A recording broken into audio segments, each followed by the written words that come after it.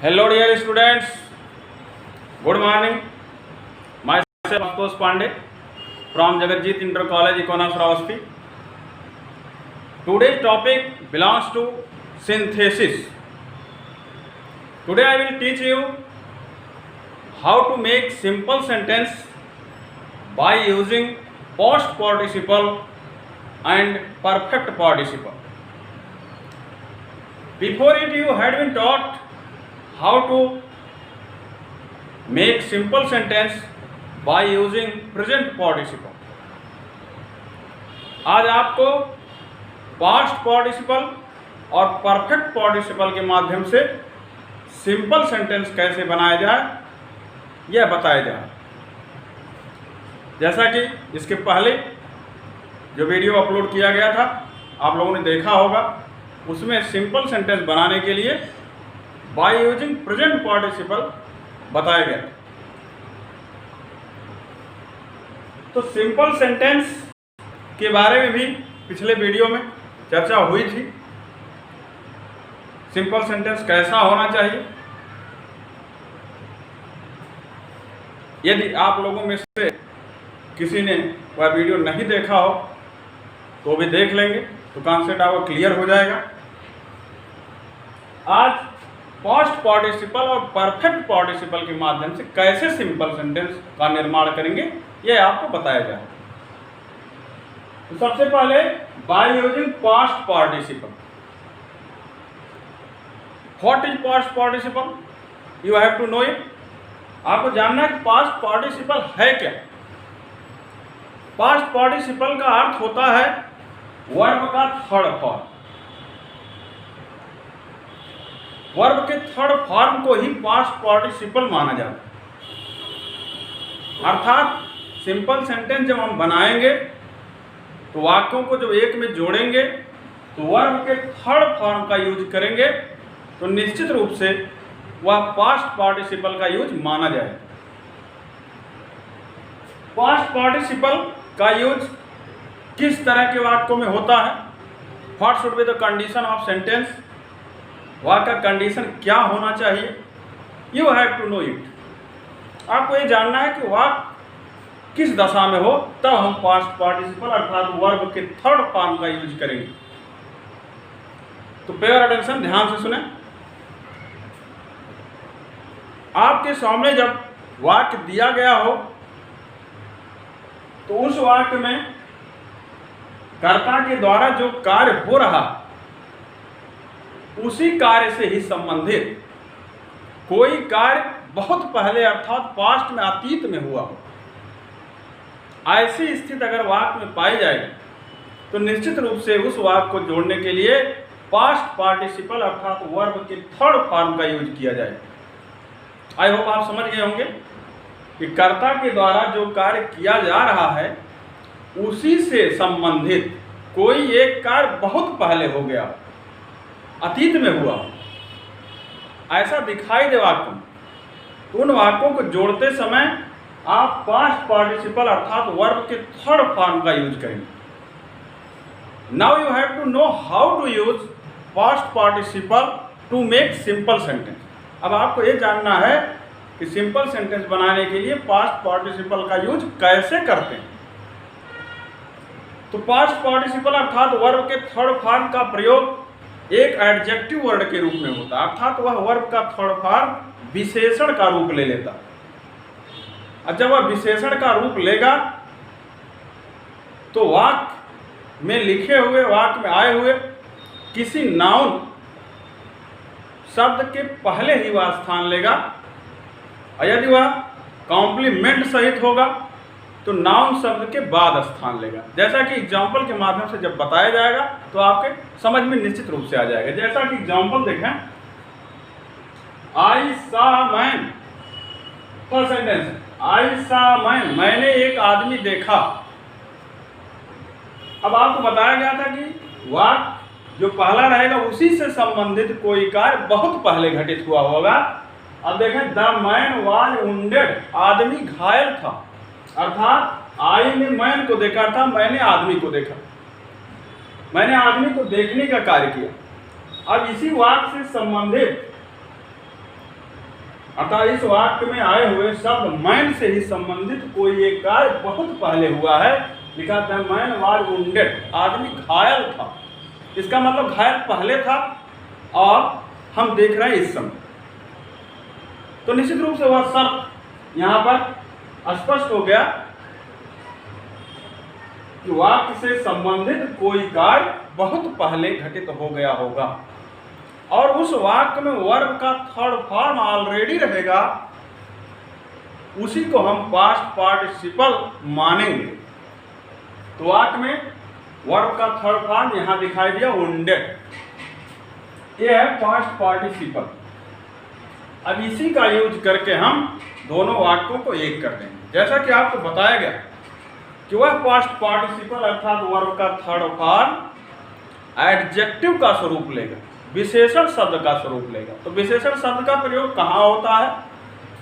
जिससे संबंधित वह विशेषण शब्द हो उसी नाउन के पहले उसे स्थान दिया जाता है। अगर केवल एक विशेषण शब्द है, यदि वह कॉम्प्लीमेंट सहित अर्थात अन्य शब्दों के साथ है तो उस नाउन के बाद उसे स्थान देते हैं। तो यहाँ लिखा आई सा मैन, मैंने आदमी को देखा, द मैन वाज वुंडेड, आदमी घायल था। अब ये घायल जो पास्ट पार्टिसिपल वर्ब का थर्ड फॉर्म एडजेक्टिव का रूप लिया, वह किसका विशेषण बनेगा? मैन का। अब ये नाउन मैन जो है उसी के पहले इसको स्थान दिया जाएगा, अर्थात पास्ट पार्टिसिपल का यूज, वर्ब के थर्ड फॉर्म का यूज इस पहले वाक्य के नाउन के जस्ट पहले किया जाएगा। और यदि इसके साथ कॉम्प्लीमेंट भी होता तो इस नाउन के तुरंत बाद से स्थान दिया जाता। जैसा कि आप देखें, इस वाक्य को कंबाइन करें, आई सा आ। अब आपको इसी पास्ट पार्टिसिपल अर्थात वर्ब के थर्ड फॉर्म को या जिस नाउन का एडजेक्टिव बन रहा हो उसी नाउन के जस्ट पहले रख दें। द वुंडेड मैन,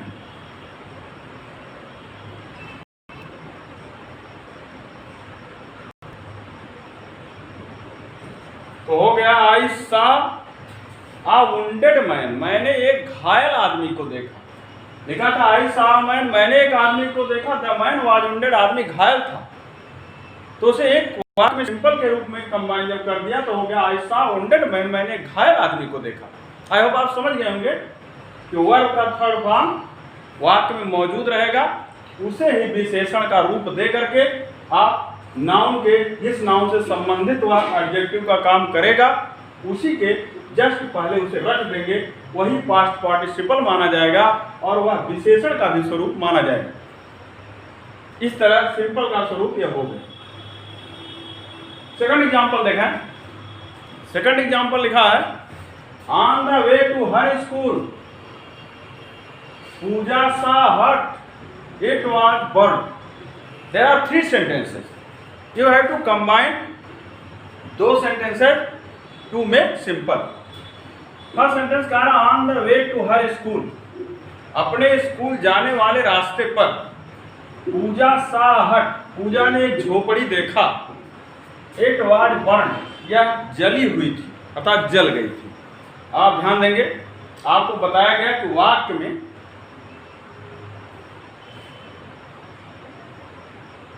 में जो पहले वाक्य अर्थात जो कार्य पहले हो रहा उसी से संबंधित कोई एक कार्य अतीत में हो चुका होगा।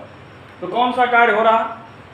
पूजा स्कूल जा रही है, वह एक झोपड़ी देख रही है और झोपड़ी जली हुई थी। तो इसका मतलब यहाँ क्लियर हो गया कि झोपड़ी के जलने का कार्य ही बहुत पहले हुआ होगा, क्योंकि वह जली हुई स्थिति में पूजा ने देखा। तो इसका मतलब वह झोपड़ी बहुत पहले जली होगी, तभी पूजा जब स्कूल जा रही है तब उसके सामने वह जली हुई झोपड़ी दिखाई। तो यहाँ पर बर्न्ड, यही शब्द पास्ट पार्टिसिपल का स्वरूप लेंगे, यही वर्ब का थर्ड फॉर्म है, यही एडजेक्टिव का काम करेगा। जिस नाउन का वह एडजेक्टिव बनेगा उसी के जस्ट पहले उसे स्थान दिया जाएगा। कैसे हम कंबाइन करेंगे वाक्य को देखें। पहला वाक्य ज्यों का त्यों लिख दिया जाए, on the way to her school.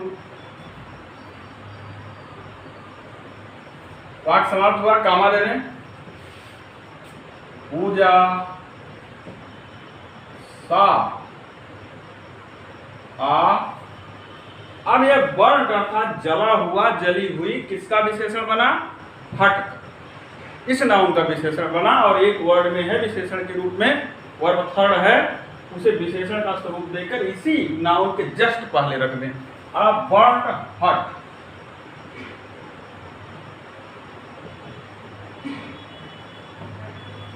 तो हो गया on the way to her school Puja saw burn हट। अपने स्कूल के रास्ते पर पूजा एक जली हुई झोपड़ी देखी। तीनों वाक्यों को कंबाइन कर दिया गया और सिंपल का स्वरूप लिया और किसका यूज किया गया?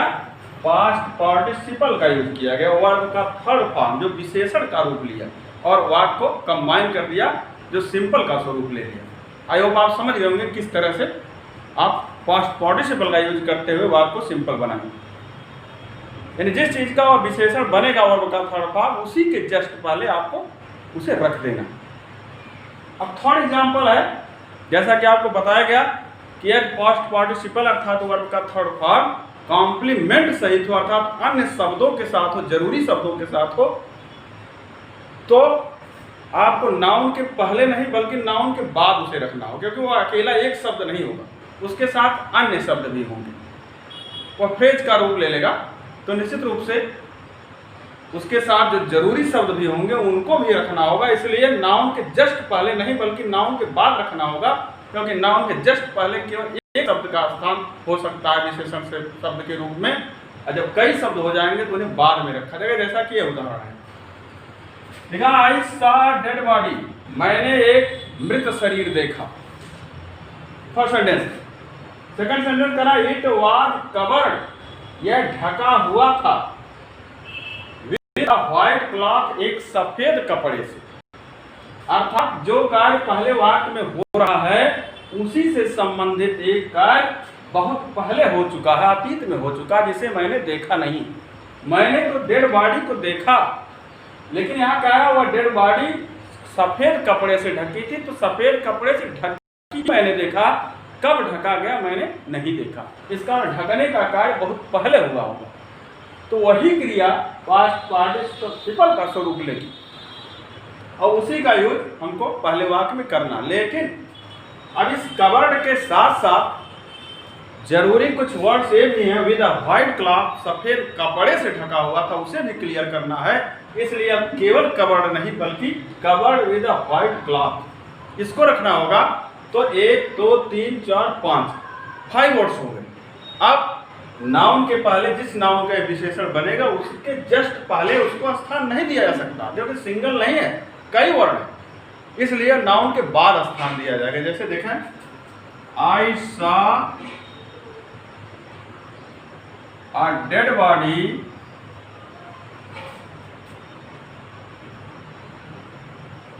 आई सा डेड बॉडी। अब डेड बॉडी केवल कवर्ड ही विशेषण बनता तो यहाँ आप रख देते इसके पास कवर्ड डेड बॉडी, लेकिन सिंगल है नहीं, कई हैं, इसलिए आपको बताया गया कि लास्ट में, सबसे लास्ट में उसे स्थान दिया जाए। तो कामा का प्रयोग करते हुए उसे लास्ट में पूरा लिख दिया, covered with a white cloth.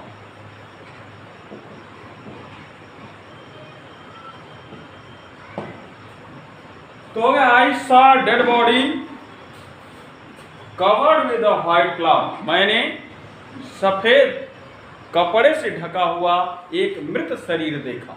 इस तरह से वाक्य सिंपल का स्वरूप ले लिया। इसी तरह से आपको सिंपल का स्वरूप देना होगा वाक्यों को कंबाइन करते हुए। ये तो बताया गया पास्ट पार्टिसिपल के माध्यम से वाक्यों को कंबाइन करके सिंपल का स्वरूप देना। अब आगे आपको बताया जा रहा है परफेक्ट पार्टिसिपल के माध्यम से वाक्यों को कंबाइन करना। परफेक्ट पार्टिसिपल क्या होता है? You have to know it.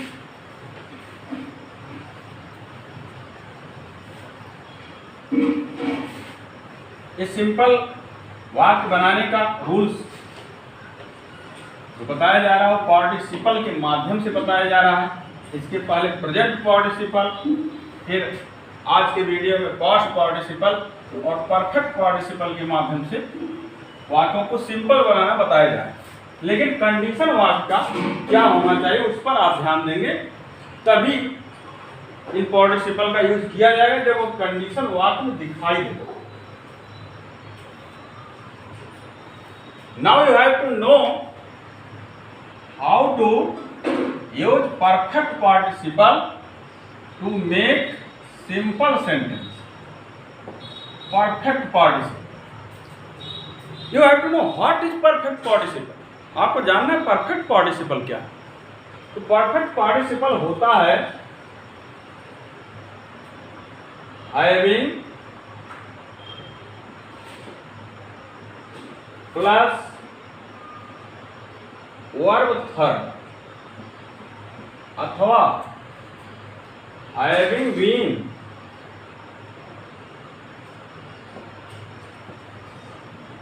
Plus verb third. यह है परफेक्ट पार्टिसिपल। क्या बताया गया? परफेक्ट पार्टिसिपल किसे कहते हैं? हैविंग प्लस वर्ब थर्ड अथवा having been plus verb third को ही परफेक्ट पार्टिसिपल कहा जाता है। अब हैविंग प्लस वर्ब थर्ड अथवा having been plus verb third दो बताए गए। दो क्यों बताए गए यही स्पष्ट कर दिया जाए। जब वाक्य एक्टिव में होगा तो हैविंग प्लस वर्ब थर्ड, और जब वाक्य पैसिव में होगा तो having been plus verb third का प्रयोग किया जाएगा और वही परफेक्ट पार्टिसिपल माना जाएगा। Now you have to know how to use perfect participle in the sentence and in which condition. यानी किस कंडीशन में हम परफेक्ट पार्टिसिपल का यूज वाक्य में करेंगे यह जानना होगा। कंडीशन पहले आप समझेंगे, क्योंकि जब कंडीशन वह रहेगा तभी हम पार्टिसिपल का यूज कर सकते हैं। जैसा कि प्रेजेंट में दूसरा कंडीशन था, पास्ट पार्टिसिपल में दूसरा कंडीशन था और परफेक्ट पार्टिसिपल में दूसरा कंडीशन होगा, तभी हम इसका यूज वाक्य में कर सकते हैं। तो ध्यान से सुने, listen to me carefully. Perfect participle का यूज अर्थात having plus verb third, having been plus verb third का यूज उन्हीं वाक्यों में होगा जब वाक्य में कर्ता एक हो और उसके द्वारा एक कार्य को पूरी तरह से समाप्त करके तब दूसरा कार्य किया जा रहा हो। अगर ऐसी स्थिति होगी तभी हम परफेक्ट पार्टिसिपल का यूज कर सकते हैं। यानी एक कार्य पूरी तरह से समाप्त तब दूसरा कार्य शुरू होगा, ऐसी स्थिति होगी तभी हम परफेक्ट पार्टिसिपल का यूज कर सकते हैं वाक्य में, तभी वह सिंपल का स्वरूप लेगा।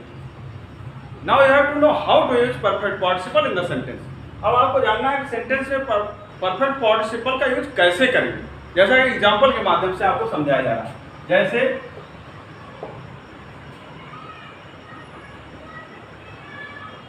सीमा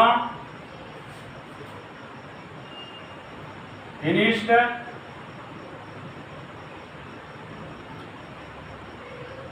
her work. She went to her school. There are two sentences before you. You have to combine both sentences to make simple by using perfect participle. आपको दोनों सेंटेंस को कंबाइन करके परफेक्ट पार्टिसिपल का use करते हुए वाक्य को simple बनाना है। क्यों हम परफेक्ट पार्टिसिपल का यूज इस वाक्य में करेंगे? आपको कंडीशन बताया गया कि कर्ता के द्वारा एक कार्य बिल्कुल समाप्त हो जाए उसके बाद दूसरा कार्य किया जाए, ऐसी स्थिति में ही परफेक्ट पार्टिसिपल का यूज होगा। तो कंडीशन देखा सीमा फिनिश्ड हर वर्क, सीमा ने अपना कार्य समाप्त कर लिया। इसका मतलब उसका कार्य पूरी तरह से समाप्त हो गया। She went to her school, वह अपने स्कूल चली गई। इसका मतलब घर पर वह पूरा कार्य कर ली तब स्कूल गई। एक कार्य बिल्कुल समाप्त हो गया तब दूसरा कार्य शुरू हुआ। ऐसी स्थिति में ही हम परफेक्ट पार्टिसिपल का यूज कर सकते हैं। In this condition we can use perfect participle to make simple sentence. अब कहां पर करेंगे यूज, ध्यान देंगे, इजी है, सरल है। आपको बताया गया एक्टिव अगर होगा वह तो हैविंग प्लस वर्ब था, पैसिव होगा तो हैविंग बीन प्लस वर्ब था। तो देखें आप ये एक्टिव में है तो आप इसी से शुरुआत करेंगे, अर्थात परफेक्ट पार्टिसिपल से ही वाक्य की शुरुआत करेंगे। तो हैविंग वर्ब थर्ड यहां से लें वाक्य से, हैविंग फिनिश्ड, आगे बढ़ें, हर वर्क, हर सेंटेंस समाप्त हुआ, कामा का यूज करें। अब दूसरा सेंटेंस शुरू हुआ सी। सी कौन है आपको बताया, कर्ता एक ही है तो सीमा ही सी है। इसे क्लियरली अब यहां सी के स्थान पर सीमा ले लिया जाए। Seema went to her school, तो हो गया having finished her work Seema went to her school. अपने कार्य समाप्त कर लेने के बाद ही सीमा स्कूल गई, अर्थात अपने कार्य को समाप्त करके सीमा स्कूल चली गई।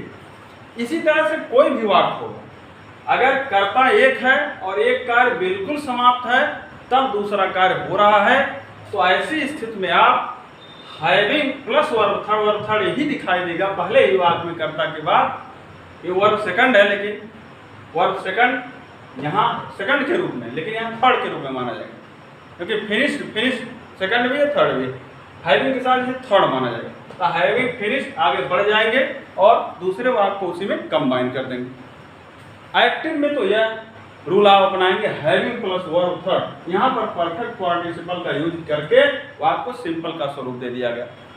अब आपको बताया जा रहा है कि पैसिव सेंटेंस होगा, तो आपको बताया गया था having been plus verb third का प्रयोग करते हुए वाक्य को कंबाइन करेंगे। एग्जांपल देखिए, द कैप्टन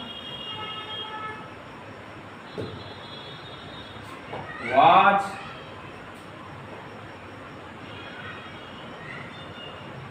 सराउंडेड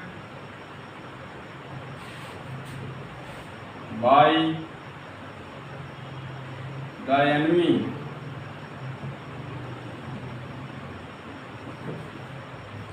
लिखा है the captain was surrounded by the enemy, अर्थात कप्तान को दुश्मनों के द्वारा घेर लिया गया। First sentence. दूसरा सेंटेंस है he surrendered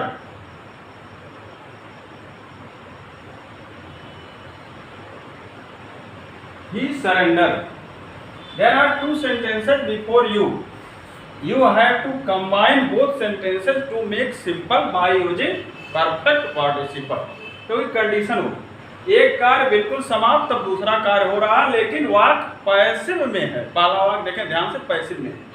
the captain was surrounded by the enemy, यानी कप्तान को दुश्मनों के द्वारा घेर लिया गया, अर्थात उसके दुश्मन के द्वारा घेर लिया गया। जब घेर लिया गया उसके बाद ही सरेंडर, उसने आत्मसमर्पण कर दिया, सरेंडर कर दिया। वाक्य पैसिव में है, बाय का प्रयोग हुआ और हेल्पिंग वर्ब के साथ वर्ब के थर्ड फॉर्म का यूज हुआ। पैसिव का सेंटेंस है, जैसा कि इसके पहले पैसिव बनाने के तमाम रूल्स वीडियो के माध्यम से आपको टीचिंग प्रोवाइड की गई थी। जिन लोगों ने उसे नहीं देखा होगा वो लोग हमारे चैनल कॉम्पिटिटिव इंग्लिश के माध्यम से पैसिव से संबंधित सभी वीडियो देखेंगे तो उनका कॉन्सेप्ट क्लियर हो जाएगा, पैसिव क्या होता है, उससे संबंधित क्या रूल्स होते हैं। तो ये पैसिव नहीं, तो आपको बताया गया कि पैसिव जब हो वाक्य तो परफेक्ट पार्टिसिपल का जब यूज करेंगे तो having been plus verb third का प्रयोग करेंगे। तो अब हैविंग बीन का प्रयोग किया जाए, तो इसको कंबाइन करें, having been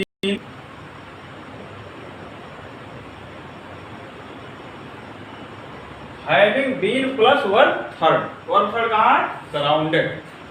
having been surrounded, आगे बढ़े, बाय द एनिमी,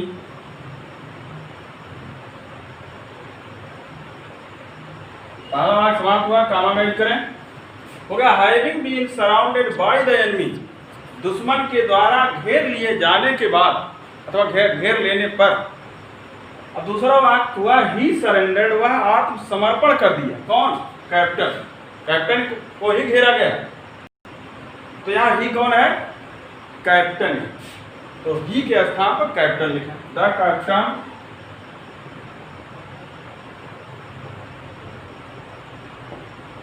सरेंडर। इस प्रकार दोनों वाक्यों को कंबाइन किया गया। Having been surrounded by the enemy the captain surrender, अर्थात दुश्मन के द्वारा घेर लिए जाने पर कप्तान ने सरेंडर अर्थात आत्मसमर्पण कर दिया। इस तरह से एक्टिव होगा तो हैविंग प्लस वर्ब थर्ड से वाक्य की शुरुआत, और पैसिव होगा तो having been plus verb third से वाक्य की शुरुआत करेंगे। तो आई होप आप समझ गए होंगे कि किस तरह से परफेक्ट पार्टिसिपल और पास्ट पार्टिसिपल के माध्यम से वाक्यों को सिंपल बनाया जा सकता है। आप अपने ग्रामर बुक के माध्यम से एक्सरसाइज, इससे संबंधित एक्सरसाइज का प्रैक्टिस कर लेंगे, your concept will be clear. आज यहीं तक, thank you so much, bye.